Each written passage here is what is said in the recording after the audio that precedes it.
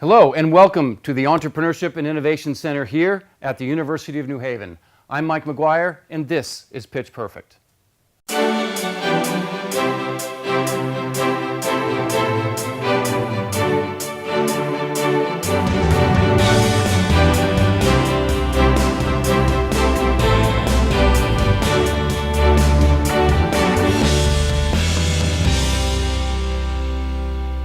Welcome, ladies and gentlemen, to Pitch Perfect. This is a place for you to pitch your new business idea, get feedback, and feel what it's like to be on the spot. At Pitch Perfect, we invite students from all over Connecticut to stand on the spot and pitch their business ideas to a panel of expert judges. After each pitch, our judges will decide if you and your pitch have what it takes to move through to the next round.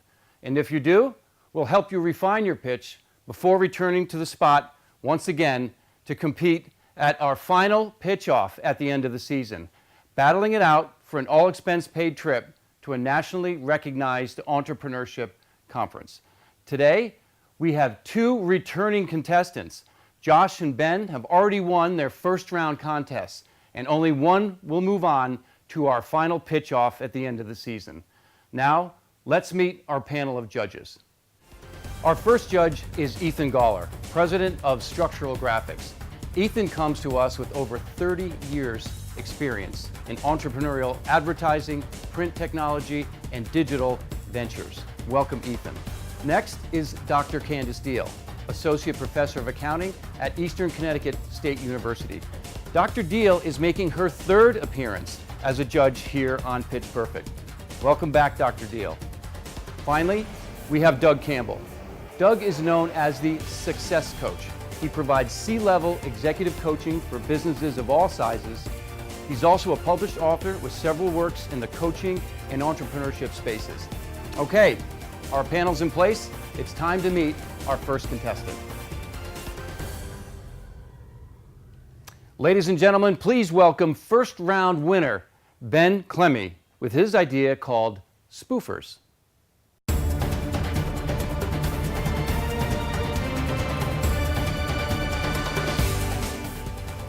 Ben, you're on the spot. You have 2 minutes. Go. Hi. So I'm working on a Bluetooth device security system. At the moment, it's considered secure, but the FDA has guidelines out suggesting that the medical device companies do more to secure them. And that probably means there will be legislation coming soon, seeing as the guidelines were put out in 2007. So we are working with a company called Secure RF, who already makes the software needed to secure these devices, but doesn't create the infrastructure and do the training for the staff that's necessary. And so what we're looking to do is we're looking to take their patented technology and apply it to these medical devices with the infrastructure and staff training that they don't do. So this is a very large industry. Pacemakers alone are $4.2 billion with an expected growth of 9%. So a lot of money is going into these, and pacemakers is just a small part of this market. The person who gave us the idea has a prosthetic leg that's Bluetooth connected, and his coworker accidentally hacked into it. This is a big problem. People have had their pacemakers have the online connection disabled for fear of this kind of thing. In political office, the biggest example is Dick Cheney had the online capability of his disabled. So a lot of people are learning about this problem and are getting scared by it. There are national conventions on cybersecurity talking about how these medical devices aren't secured and need to be. Well, thank you, Ben. Great job and welcome back.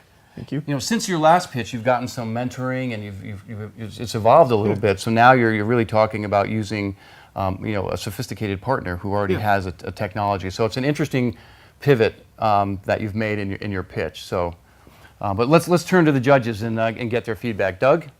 Man, yeah, very good presentation. It's a fascinating field. I hadn't really thought that much about it. You don't hear that much about it. So it's interesting you're dealing with new rules. But tell us a little bit more about the product. How does it work and how do you price it? And So we don't really have a price point yet. Secure RF is willing to work with us. And we did something called the Charger Startup, and in that we met our mentor, and that worked for Secure RF. which is how we met them. And one of the professors here at the University of New Haven works alongside him at SecureRF, and they're willing to work with us. We just need to fill out a few more bits of paperwork to have access to the software itself.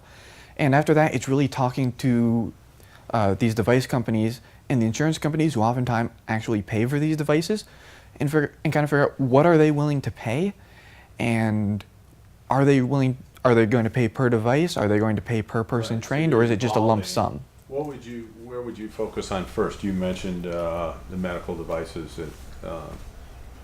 So the first thing to focus on would be things like the artificial leg, just because that's easier to get access to than a pacemaker. To do a pacemaker, you have to take out the pacemaker and either put a new one in or add the software into it after it's been removed at a secure facility.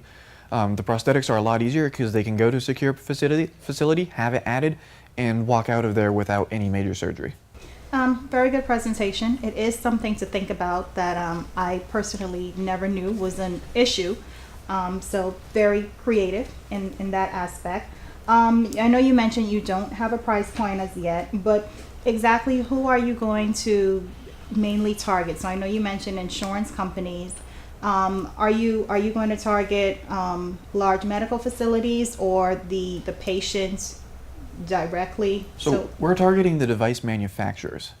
We want this in there before it ever gets to the patient.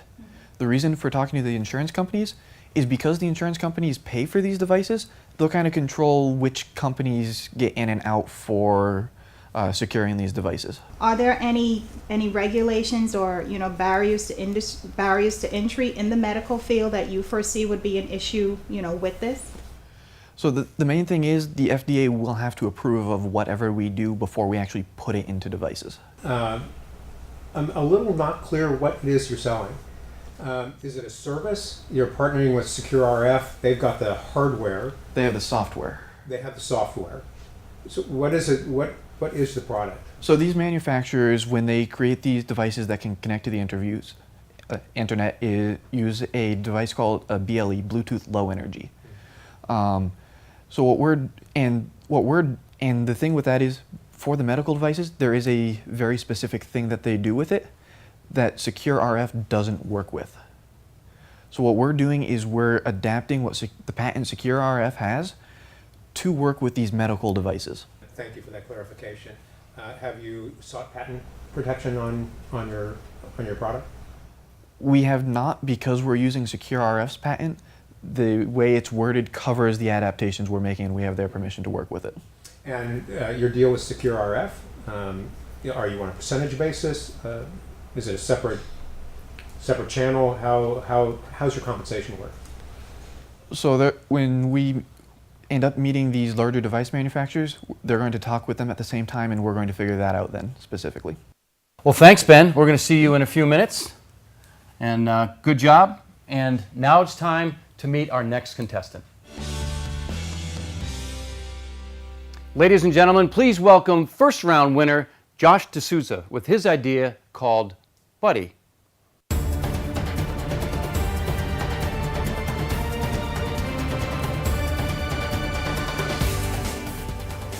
Josh, you're on the spot and you have 2 minutes. Go.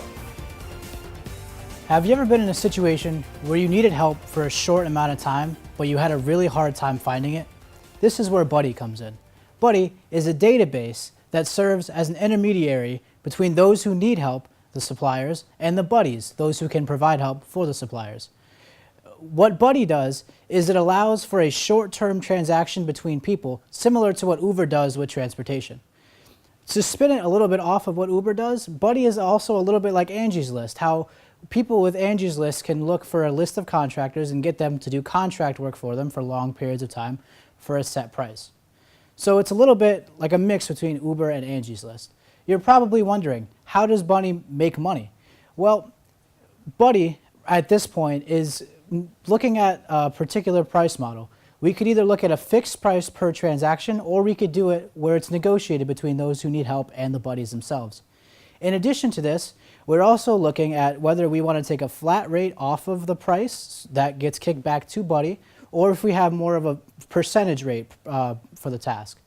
What we would need to go forward with this is a team of people from the marketing side, from the operations side, from the technical side, to see how Buddy will be built, how it would operate, and of course if there's a need for it. As we move forward with this process, we look at some market testing, so asking people from painters, potters, plumbers, if they'd be willing to provide their services on an application or a database like Buddy. We also would go out and ask regular people like, hey, if there was a thing that allowed you to get short-term help for a little bit of time, would you be interested in that? Also, in addition to that, we would look at how exactly we'd build a database as far as like different triggers and what have you, and that's where we are at this time. Thank you. Welcome back, Josh. Thank you. Well done, well done. Thank you. Seeing your idea discussed and articulated in the context of existing players was really interesting. You've got Uber there and you have AngieList, which are established platforms, but it looks like you're looking at a different need. So let's start with you, Ethan. What do you think of Buddy? What sort of services might I expect? I'm at home and I need X. What's X?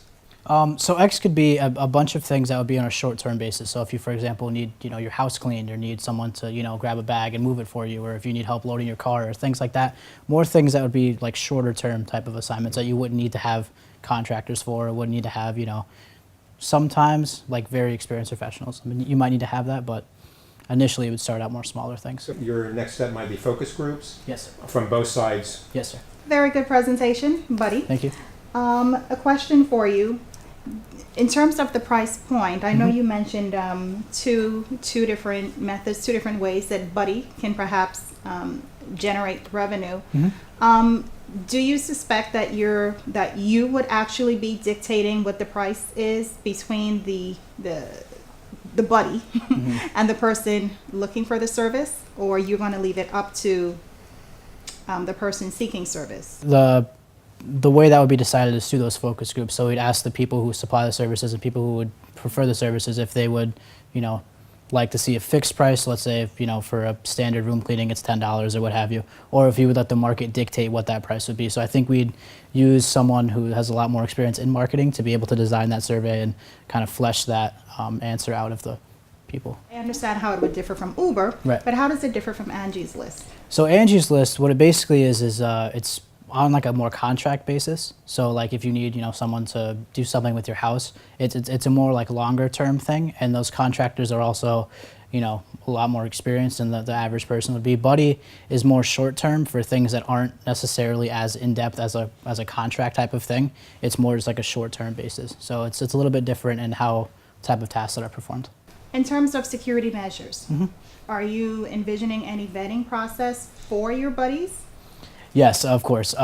Like as we bring someone in from the operation side, from the technical side, we could try to see if maybe like the database would be able to flesh out those people. So maybe run like a background check through the database. So if you apply as wanting to be a buddy, it'll run through like a social media check and a felony check or things like that, or maybe fingerprint checks.